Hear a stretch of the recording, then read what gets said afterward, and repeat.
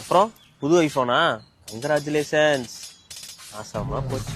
இவன் ஏன் தெரியுமா ஐபோன் வாங்கியிருக்கான்? போமோ. இது நோய் இல்ல, பிசினஸ் தந்திரம். நீங்க பாத்துருக்கீங்களா? ஆபீஸ்ல வெறும் 4 பேர் ஒரு வெப் சீரிஸ் பார்த்தா மிச்சம் இருக்கிற 40 பேரும் பாப்பாங்க. 2 பேர் சேர்ந்து உட்கார்ந்துட்டு வேர்ல்ட் பாலிடிக்ஸ் பேசிட்டு இருந்தா எல்லாரும் பேசணும்னு ஆசைப்படுவாங்க. இதுக்கு பேர் தான் FOMO, fear of missing out. பொதுவா மார்க்கெட்டிங்கே பாத்தீங்கன்னா ஃபோமோ வச்சு தான் டிசைன் பண்ணுவாங்க. பாத்திருப்பீங்களே, மேல் வீட்லயும் இருக்கு, கீழ் வீட்லயும் இருக்கு, உங்க வீட்ல இருக்கணும்ல.